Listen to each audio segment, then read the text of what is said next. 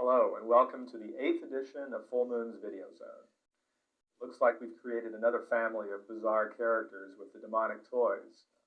I've got a few personal favorites, especially Baby Oopsie Daisy, Foul-Mouthed Baby Oopsie Daisy, and Jack-in-the-Box. So I hope these characters continue, and we're actually thinking about teaming the demonic toys up with the puppets in Puppet Master 4. The puppets turn good in Puppet Master 4, and of course I think it'd be neat to have the demonic toys as their awful little adversaries. So that's going to come up sometime probably in the fall of 1992. We're currently shooting Dr. Mordred, which is really pretty spectacular. Jeffrey Combs is starring, and it deals with the exploits of a warlock, a good magician, much like Mandrake the Magician and Doctor Strange. He fights things not only here on Earth, but a really strong enemy in another dimension. What's really exciting about Mordred is our association again with David Allen. We have two huge dinosaur skeletons doing battle that are brought to life by Mordred on one hand and an evil warlock on the other. And much like Jason and the Argonauts by Ray Harryhausen, these skeletons do battle, and the scene should be pretty unique and exciting. We've just completed principal photography on Seed People, which is similar in a way of Invaders from Mars and Invasion of the Body Snatchers. It uses a technology called morphine, which of course I'm sure you've all seen now, not only in Terminator 2, but some of the really great effects on Michael Jackson's latest rock video, Black and White. I don't want to give away too much of the story, but needless to say, these seed creatures become seed people, and no one knows who's who, and I think the picture's going to be very effective. We also just finished shooting a film called Bad Channels, and Bad Channels is really a bizarre collection of new ideas, rock videos. It stars Martha Quinn from MTV, amongst many other interesting character actors, but it really involves a bizarre alien from another planet who collects Earth women by shrinking them down to about 12 inches. We're looking forward to making Subspecies 2. That's one of our projects coming up next year. Ted Nicolau's directing again. Ted did the original and went to Romania, but this time he doesn't have as far to go. Subspecies 2 takes place in San Francisco, in Chinatown. Radu, what's left of him, as well as the subspecies and the other principal characters, will all be in this vampire tale. Our biggest production for 1992 is Robot Wars. After doing a film called Robot Jocks a few years ago at the end of my tenure at Empire, I've always wanted to do another picture in that vein, do it better, with a better story and the same great robot technology created by David Allen. In this particular film, a robot runs amok and begins to destroy a small town, and of course a good robot's got to come in, always piloted by a human being. We're, as we speak, creating some incredible new robots and tricks to make sure that Robot Wars is really the best of the robot films to date. Full Moon has put 9 pictures in the can in 1991. It's been a literal production blur, and we plan to do one better next year and make 10 feature films in 92. That's as many as we can make. I'm glad you guys are all enjoying them. We love receiving the letters, and I'll see you on the next edition of Video Zone.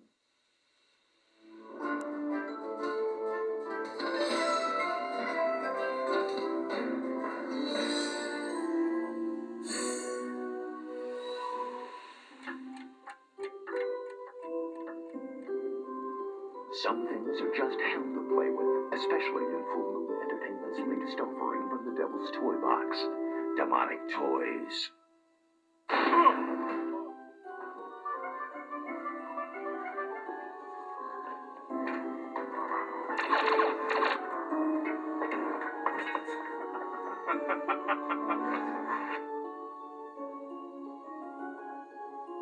Although Demonic Toys is director Peter Manukia's first film for Full Moon, he has a long history with Mr. Full Moon, Charles Band. All the films I've directed are films I've done with Charlie, really. So The Eliminators, Enemy Territory, the third one was Arena. They're all done with Charlie. They're all, well, they're different, actually. I'm pleased that they're different. Good. Wake up. Very nice. It's like an ensemble cast. They all are so good and they work so well together that I really think that you can't help but get caught up in the story and the plight of these people. There's no way out of here till the morning. Well, we can't wait till the morning. That thing's getting stronger by the minute. Tracy Scoggins of Dynasty fame plays Judith Gray, a courageous policewoman who was about to give birth to a little devil. When I read the script, I thought, now how is a teddy bear going to scare anybody? How's a Jack-in-the-Box going to scare anybody? And after I saw the toys, I had nightmares about them that night. They really do the trick. I like scary movies. I like science fiction type movies, and I go to them. And I think this is a winner. Besides working with killer toys, Bentley Mitchum, he's Robert Mitchum's grandson, had some fun working on demonic toys. Yeah, it's kind of like Puppet Masters meets Child's Play, and they threw in little aspects of The Shining here and there. It's the first movie I've ever got hooked up to a jerk chain, and it pulled me through the air about 10 feet.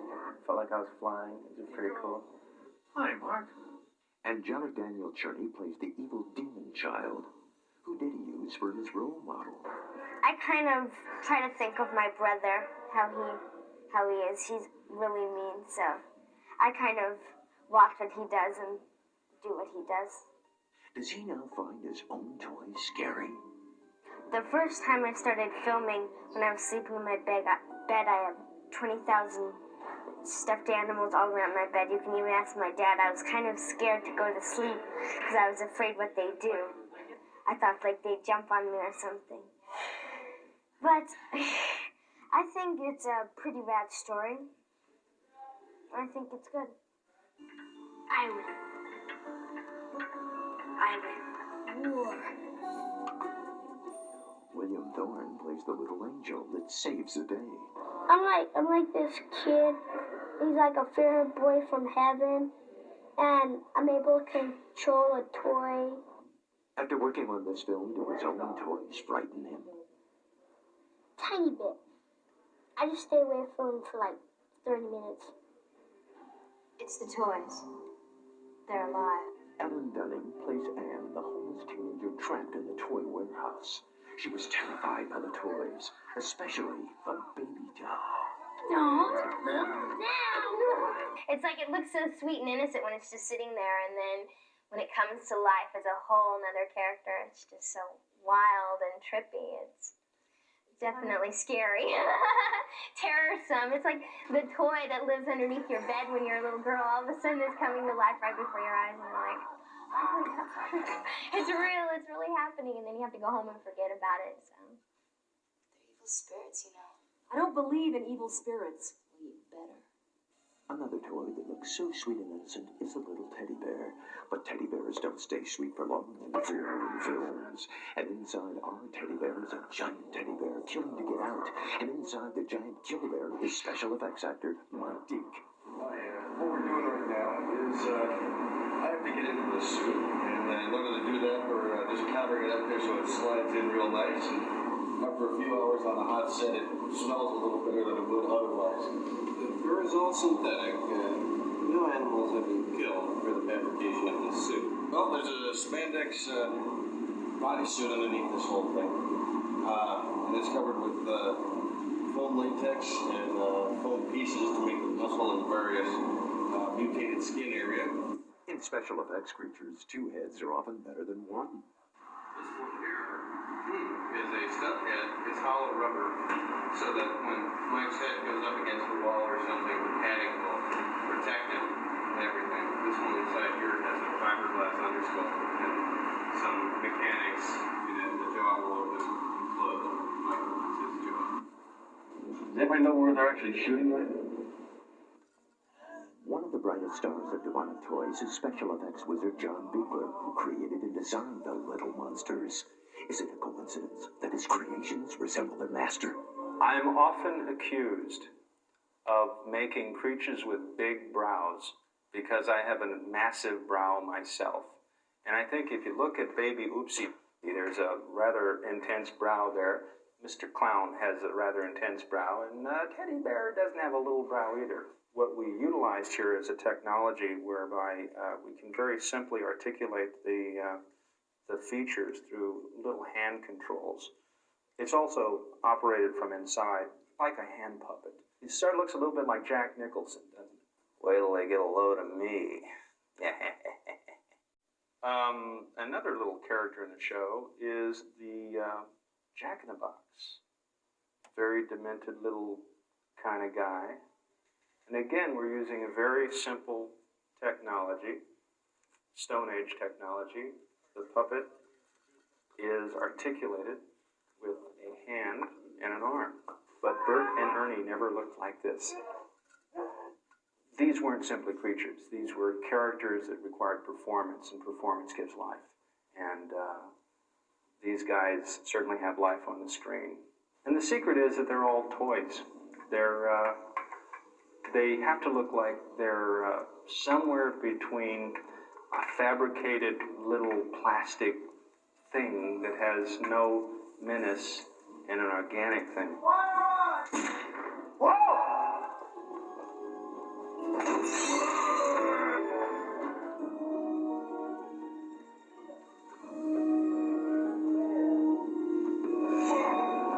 Demonic toys.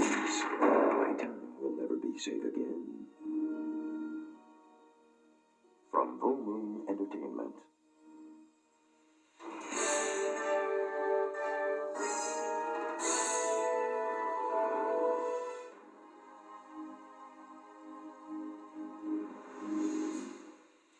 My background being in rock and roll, I feel I have a strong sense of melody. And melody works in a film score the same way that it works in a rock tune, is that it pushes the film along the same way that a melody in a rock tune actually pushes the song along. So I feel that that's why I like to give a lot of these rock guys a break, because they're so melody conscious. A score is like a series of songs. It's 2 or 3 different themes that reoccur through the film. And a lot of these rock guys know, as the same way they write an album, that they can write these scores for these films, and it works. Bad Channels is a real fun project. We're just half wrapping up the feature music now, and the biggest challenge is actually finding the groups, finding 3 groups from total different areas of music who fit the qualifications, that they were very visually interesting, they had something to say in their music, and also the music itself fit different formats of radio. For example, we have Psychotic Symphony, who are like or Demented Heavy Metal Devo, and they're what you call cutting edge kind of music. They're out there. I expect them to be a huge band one day. I feel lucky to have them on our soundtrack and in our film. We have a group called Fair Game that has a male lead singer and 4 female backup musicians. Something very, very unique, and I thought that musically and visually, they're a very interesting group, because I've never seen anything like that. And the third band, DMT, which stands for Dracula Milquetoast, is a brand new band out of San Francisco.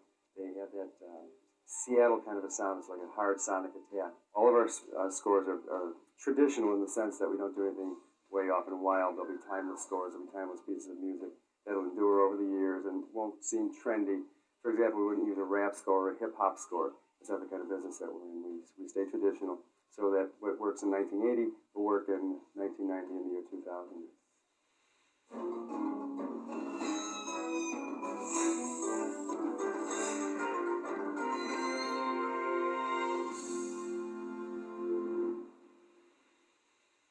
Posters have always been the most effective way of attracting movie audiences, playing on their imaginations with as much sex, violence, and action that the artist can draw into his renderings. In Hollywood's golden age, most posters were painted, glorious compositions which now have given way to photo collages. Artist Lee McLeod has combined the best of both techniques.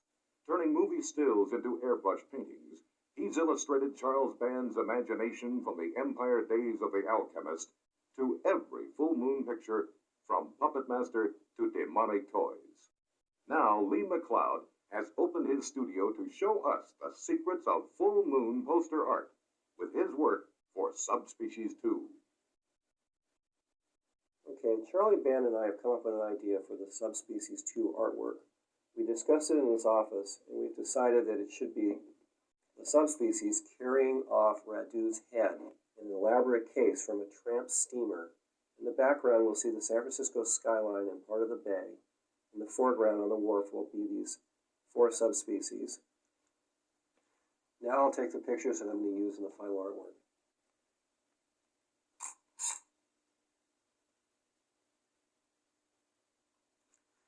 Now that I've gotten the pictures developed, I'm going to put them here in the artograph, project them down so I can put together the comprehensive drawing of facts to Charlie.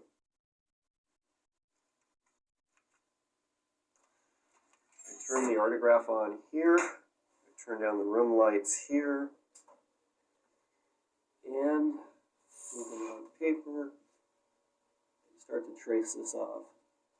Ever since Norman Rockwell started using projection, all other realistic illustrators have had to follow suit. When I'm finished with this drawing here, I'll take it to my drawing table, and then I'll do the original part of this drawing, where I figure out where the wharf goes, where the water is, where the skyline is. Basically flesh this thing out before I send it over to Charlie Band.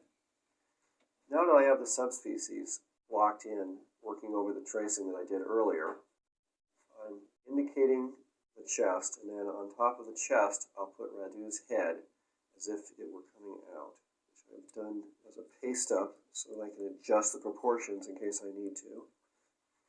Now I'm going to add the perspective lines in, work up the back part of the pier, figure out where the water is going to go, and then I think I'll run a plank up over here to sort of frame the piece, work the skyline on across.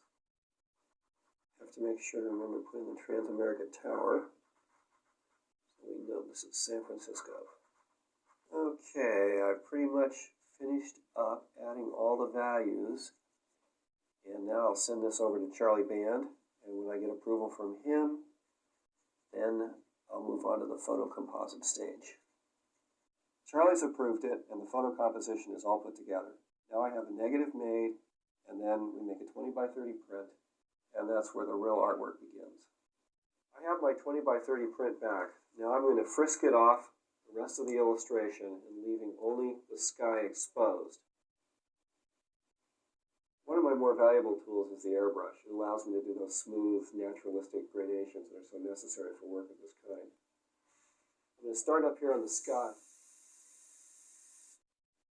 The airbrush allows me to do very smooth gradations here. I'm starting at the top of the board and working my way down. Basically, it's creating an atmospheric perspective for me. If I turn it down and decrease the size of the opening, I can go in a lot finer and make the clouds and other things that would appear in the sky. Try to give it some atmosphere and some mood. And once this goes to the printer, you'll see the final result on the Subspecies 2 poster. I really enjoy working for Full Moon Entertainment. It's always a challenge to try to flesh out Charlie Band's ideas, to come up with new worlds, new monsters, and new supernatural effects. I think that posters really help sell a fantasy film, and it's a real joy to contribute to the genre. Now, back to Video Zone.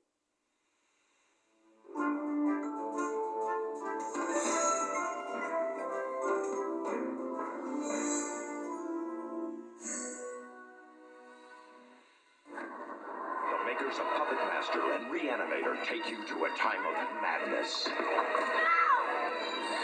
Have mercy. Arrest her. An Inquisitor's lust, a woman's innocence. His battle for her soul will create evil's ultimate weapon. Look up! The Pit and the Pendulum. No one escaped! No one!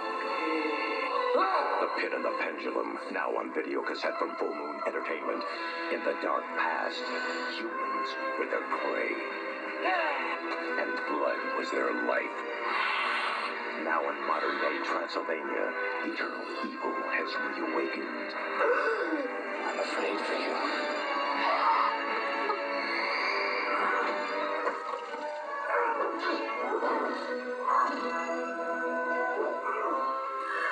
Subspecies, now on video cassette. Jack Death, the future cop, is back, and on the transfer attack. They're biodegradable. He's got old enemies. I want flesh and blood, new lovers. I happen to be his wife. So am I. Ladies, please! And a dead aim. How much sense you must be getting to. You have no idea. Treasures 2, now on video cassette from Full Moon Entertainment. Andre Toulon only wanted to entertain children. Toulon has developed a method of animating his puppets without string. It's as if they were alive. Now the Nazis will turn his puppets into toys of terror. World War II has just gotten smaller. You think I'm afraid of this? You will be afraid. A Puppet Master 3. On Arturo's, Rick Bardo is the toughest cop around. On Earth, he's the size of a doll.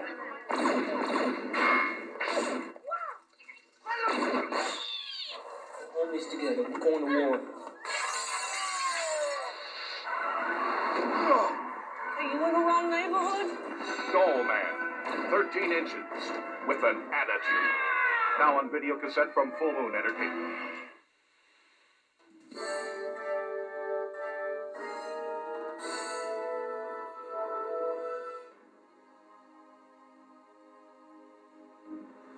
Hi, Full Moon fans. I'm Charlie Spradling. You may recognize me from Full Moon's Puppet Master 2 and Meridian, but right now I'm in this wonderful creature effect shop. This is where some of our Full Moon monsters are born, and I'm also going to let you in on the newest and the coolest collector's items. Moonstone Records is rising up the charts. You should rush right down to your nearest record store and get our newest release of Netherworld. This original soundtrack features blues songs by Edgar Winters and instrumentals by Bon Jovi's keyboardist David Bryan. Netherworld is sure to rock you, and so are other tapes and CDs for films such as Puppet Master, The Pit and Pendulum, Meridian, and Subspecies. When you rent our Full Moon videos, don't forget to ask for our trading cards. We've just come out with a new series for Puppet Master 3 and Doll Man. They have great paintings on the front, and when you flip them over, they'll tell you everything you ever wanted to know about our creatures, from six-shooter to Sprue. They're really cool. They say that our Full Moon movies are just like comic books, and we couldn't agree more. That's why Charles Band commissioned Malibu Graphics to do adaptations of our films. On the stands right now are Doll Man and Demonic Toys. Your comic store should also have back issues of Children of Puppet Master, Subspecies, and Trancers, all in full bloody color. If you want to own one of Andre Toulon's puppets, you can get the limited edition model kits of the dolls from Puppet Master films. These beautifully sculpted versions of Blade, Tunneler, Pinhead, Torch, and Six-Shooter come with a certificate of authenticity and instructions on how to make the puppets come to life with your paintbrush. Back at Full Moon, we just received our new t-shirts for the latest releases, Netherworld, Doll Man, and Puppet Master 3. They're great t-shirts. They come with the original Full Moon logo and beautiful paintings on the back for each film. And if you love the artwork on the back of the t-shirts, be sure and order our original movie posters. But the best way to find out about all the great things happening here at Full Moon is to join the fan club. For $20, you'll get this great Full Moon Company t-shirt and Moon Flash, our quarterly newsletter that tells you all the inside scoops on the films that we're making, future projects, and a chance of collector's items that I can't even talk about. For more information, you can call the Full Moon hotline at 1-800-999-9559 or write to Full Moon Entertainment, P.O. Box 526, 8721, Santa Monica Boulevard, West Hollywood, California, 90069. Keep sending me those fan letters and stay tuned for the next edition of Video Zone. Bye-bye.